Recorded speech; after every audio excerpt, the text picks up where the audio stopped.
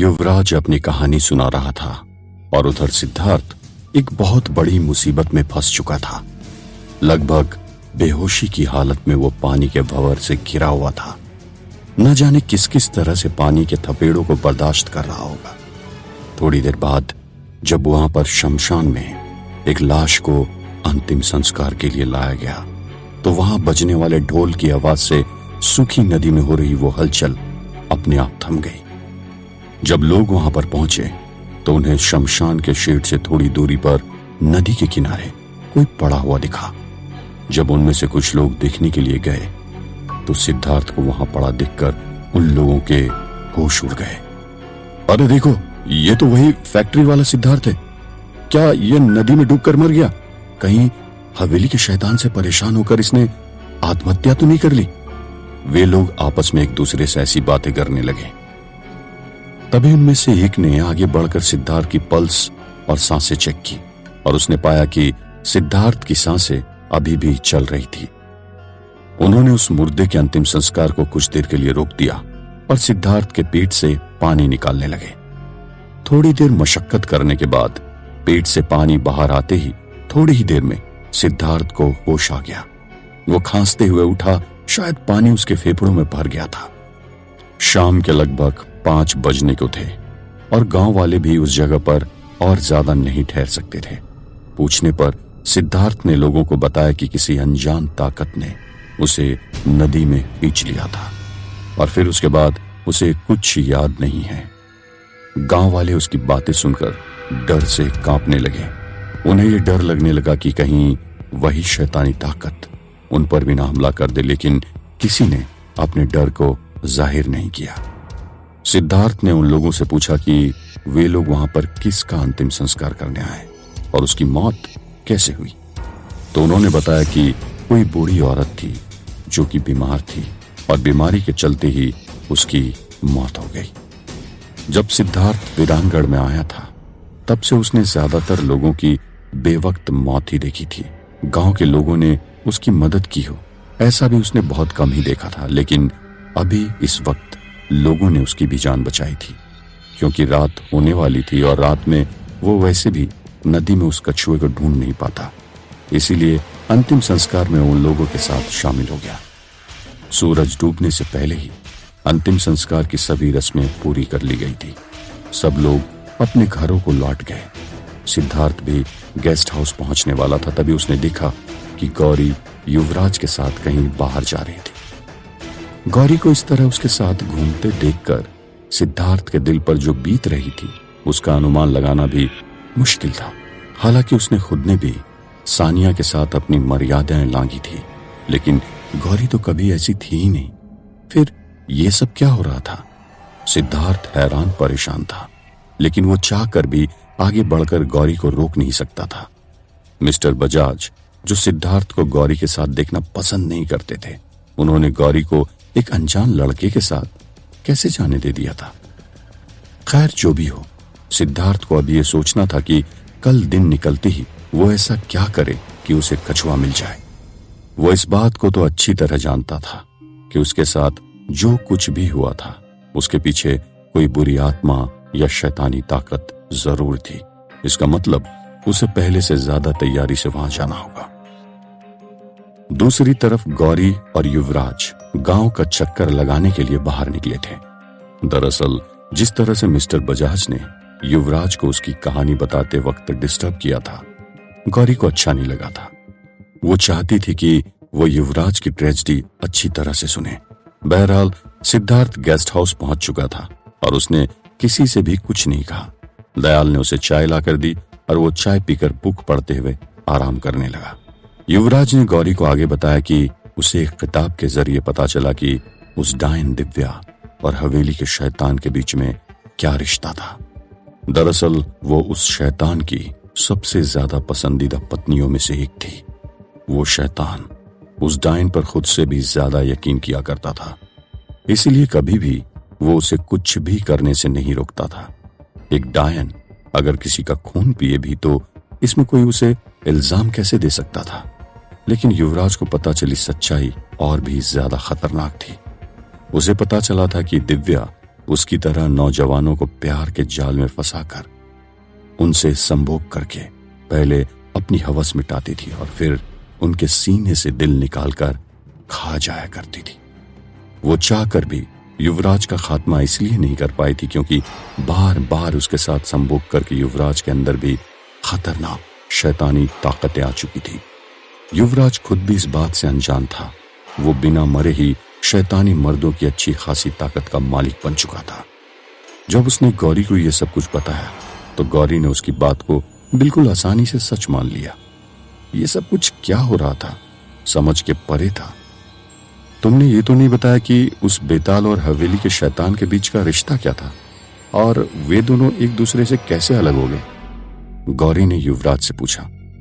वो सब कुछ मैं तुम्हें बाद में बताऊंगा, लेकिन इस वक्त मैं तो सिर्फ यही कहना चाहूंगा कि अगर हम दोनों साथ में कोशिश करें तो हम लोग हवेली के उस शैतान को कड़ी टक्कर दे सकते हैं।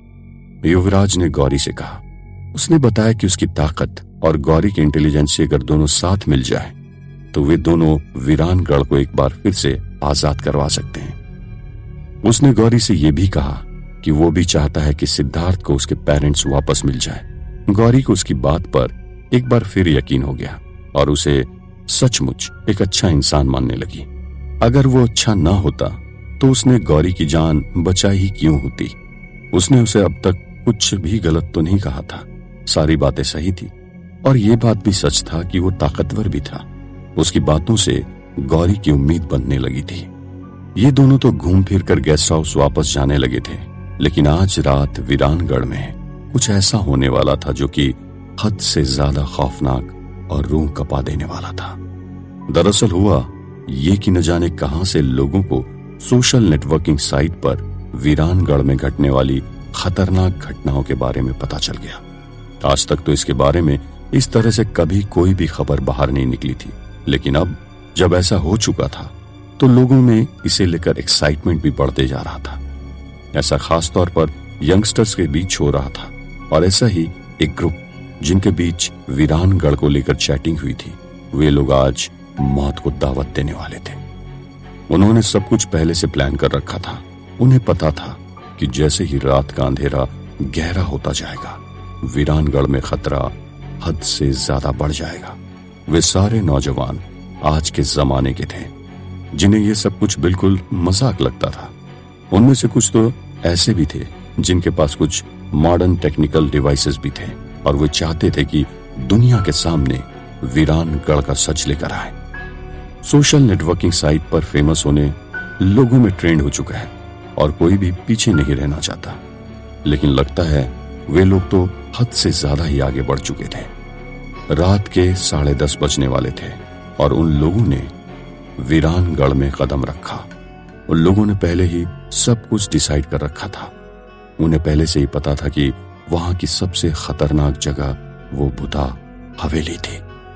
अपनी कार को वीरानगढ़ की बॉर्डर पर पार्क करने के बाद वे चारों दोस्त गांव के अंदर दाखिल हो गए। जैसा कि उन्होंने सुना था सब कुछ बिल्कुल वैसा ही था। ऐसा लग रहा था जैसे गांव में सबको सांप सूंघ गया हो। हर तरफ बस सन्नाटा ही पसरा हुआ। झिंगूर की आवाज और कुत्तों के रोने के अलावा कुछ भी सुनाई नहीं दे रहा था। लेकिन वे सब तो वहां पर मस्ती करने आए थे। उन्हें तो पता था कि ये भूत वूत कुछ होते ही नहीं, ये सब कुछ बस मन का वहम होता है। उनकी भी इसमें क्या गलती थी? आजकल के नौजवानों को दूसरों को गलत साबित करने में ही मजा आता है। उसे वो अपनी शान समझते हैं।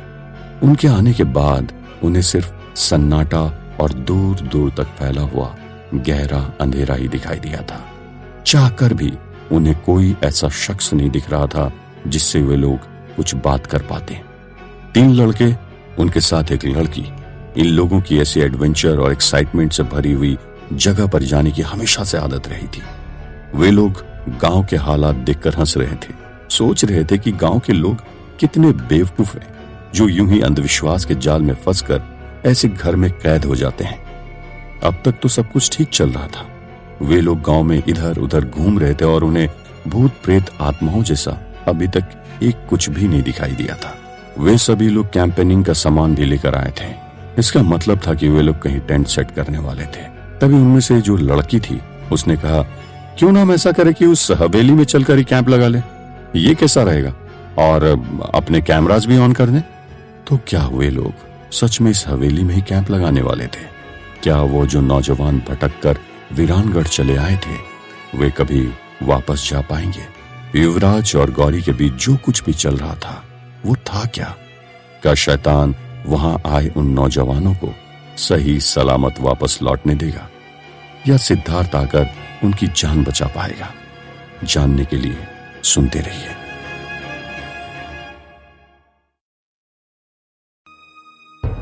वे यंगस्टर जब से वहां पर आए थे, ऐसा कुछ भी नहीं हुआ था जिससे उन्हें डर लगे।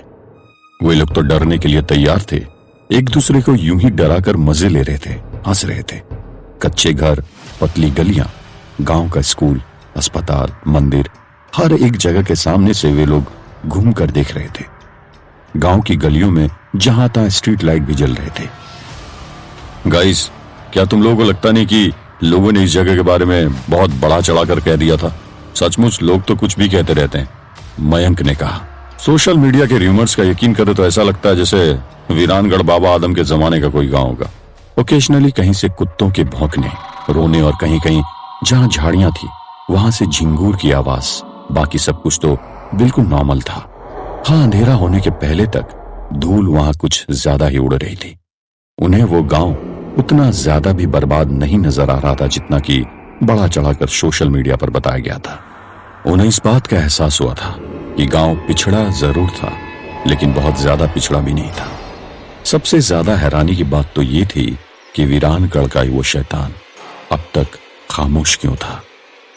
क्या वो भी इन शहरी बच्चों के साथ कोई खेल खेल रहा था, या ये सब कुछ तूफान के पहले की खामोशी थी? अब वे लोग हवेली के पास पहुंच चुके थे। रेगिस्तान एरिया में रात में ठंड होना तो आम बात है। ऐसा ही कुछ माहौल इस वक्त वहां पर बना हुआ था। पुणे महाराष्ट्र के रहने वाले इन इंजीनियरिंग स्टूडेंट्स के लिए यह डेस्टिनेशन सचमुच थ्रिलिंग थी। सब कुछ ऐसा लग रहा था जैसे वो कोई ऐसी आम जगह हो जहां पर ऐसा कुछ कभी होता ही ना हो। बहरहाल वहां ठंड अब बढ़ने लगी थी।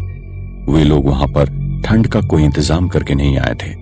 उन्हें तो लगा था कि रेगिस्तान है तो गर्मी ही गर्मी होगी, रात में ठंड भी हुई तो मजेदार होगी। मयंक, मुझे बहुत ज्यादा ठंड लग रही है, क्या तुम्हारे पास बियर रखी है? प्लीज जल्दी निकालो ना, मुझसे सब्र नहीं हो रहा। अरे यार, यहाँ पर इतनी ठंड कैसे हो सकती है? जल्दी जल्दी कैंप फायर स्टार्ट करो और म्यूजिक ऑन करो, जल्दी करो ना। पलक नाम की उस लड़की ने अपने बॉयफ्रेंड मयंक से कहा। मयंक ने खुद को रफ एंड टफ दिखाने के लिए अपनी स्वेट शर्ट भी निकालकर पलक को दे दी। वे सभी लोग एक एक बियर की कैन ओपन करके बियर का मजा लेने लगे। मॉडर्न डिजाइन के इंस्टेंटली प्रिपेयर हो जाने वाले टेंट को वो लोग अपने साथ लेकर आए थे। जल्दी ही उन लोगों ने कैंप लगाया और नमन मेहरा ने कैंप फायर स्टार्ट कर दी। वहीं धैर्य ने म्यूजिक प्लेयर को अपने मोबाइल से कनेक्ट कर दिया। फ्लैश लाइट वाले टॉर्च भी वो लोग अपने साथ लेकर आए थे और अब उनका कैंप बहुत अच्छी तरह से सेट हो चुका था। Beer, snacks, music, total fun. सचमुच ऐसा लग रहा था जैसे वो किसी पिकनिक स्पॉट पर थे। अरे उस हवेली को तो देखो यार, कितनी एंटीक लग रही है। हाँ, ये बात सच है कि उसकी पेंटिंग और मरम्मत नहीं हुई, लेकिन देखो अंधेरे में वो कितनी शानदार लग रही है। धैर्य ने कहा, अरे गाइस, तुम लोगों की बात छोड़ो भाई, मुझे तो वो हवेली सचमुच बहुत डरावनी लग रही है। ऐसा लग रहा है जैसे वो हवेली नहीं, खुद एक डरावना शैतान हो और अभी हमें निगल जाएगा। तुमने उन पत्थर की मूर्तियों को देखा? उनमें से कुछ मूर्तियां टूटी हुई, लेकिन लगता है जैसे उनमें जान है। नमन ने डर से कांपते हुए कहा, अरे अगर हम लोग इसकी बात माने तो ये कहने लगा कि वो पुतले अपने हाथों की तलवार लेकर अभी हम लोगों का गला काट देगा। नमन का मजाक उड़ाते हुए मयंक ने कहा। नमन का डर बेबुनियाद नहीं था। मौत का सिलसिला कुछ ही देर में शुरू होने वाला था। उन लोगों ने कैमरे को इस तरह से सेट करके रखा हुआ था कि कैंप के साथ साथ हवेली का व्यू भी इसमें कैप्चर हो सके। इस दौरान गेस्ट हाउस में सिद्धार्थ सो चुका था। वहीं गौरी के ख्यालों में अभी भी युवराज की बातें ही घूम रही थी। युवराज को ऐसा लग रहा था जैसे उसका गेस्ट हाउस में आने का मकसद जल्दी ही पूरा होने वाला था। वो तो एक निशाचर और नरभक्षी था। नींद और उसका तो कोई ताल्लुक ही नहीं था। जिस तरह की ताकत उसने हासिल कर ली थी, उसकी वजह से दूसरे भूतों से उसे अब कोई खतरा नहीं रह गया था। लेकिन वो अब और ज्यादा वक्त तक ऐसे एक नरभक्षी बनकर नहीं रह सकता था। गौरी से वो यूं ही मिलने नहीं चला आया था। गौरी को देखते ही वो समझ गया था कि वही एक ऐसी लड़की थी जो उसको वापस इंसान बनाने में मदद कर सकती थी। दिव्या के साथ संभोग करने की वजह से उसके अंदर शैतानी ताकतें समा चुकी थी और उन ताकतों से खुद को आजाद कराने के लिए उसे एक नेक दिल और पाक वर्जिन लड़की की जरूरत थी। गौरी ने अब तक अपनी पवित्रता बनाए रखी थी, अब धीरे धीरे उसकी तरफ खींचने भी लगी थी, लेकिन वो जल्दबाजी करके कोई गड़बड़ नहीं करना चाहता था। गौरी का भरोसा और प्यार हासिल करने के लिए उसे अभी और मशक्कत करनी थी। उन चारों ने उस खौफनाक हवेली में पार्टी मनानी शुरू कर दी थी और ये पार्टी थी या मौत का जश्न।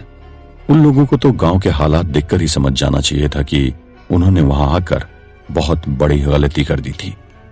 अरे तुम्हारी बगल में देखो, वो कौन है? मैंने अभी अभी उसे देखा, वो तुम्हारे पीछे डांस कर रहा था। मयंक ने नमन को डराते हुए कहा। नहीं नहीं नहीं, यहाँ तो कोई भी तो नहीं है। तुम लोग प्लीज मुझे डराओ मत, कहीं मेरा हार्ट फेल ना हो जाए। पर मैं मरना बिल्कुल नहीं चाहता। अगर आज मैं यहाँ से जिंदा वापस निकल गया तो कभी भी तुम लोगों के साथ नहीं आऊंगा, नमन ने घबराते हुए कहा। मैंने तो सुना है कि जो ज्यादा डरता है ऐसी बुरी ताकतें उसे अपना पहला शिकार बनाती है, मयंक ने एक और बार मस्ती करते हुए नमन से कहा। लेकिन इस बार वो ये नहीं जानता था कि सचमुच वहां पर कोई और भी आ चुका था और वो ठीक उसके पीछे खड़ा था।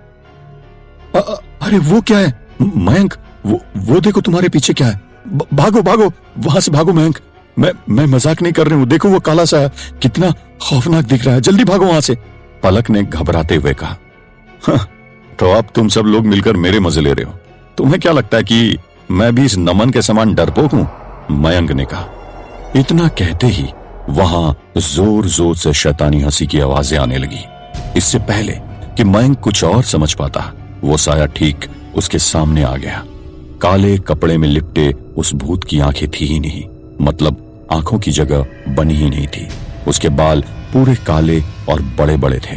उसने मयंक को ऐसे उठाया जैसे कोई आसानी से कपड़े धोने के लिए अपने कपड़े उठा लेता है। फिर उसने उसे बरगद के पेड़ की जड़ से उल्टा लटकाकर बांध दिया।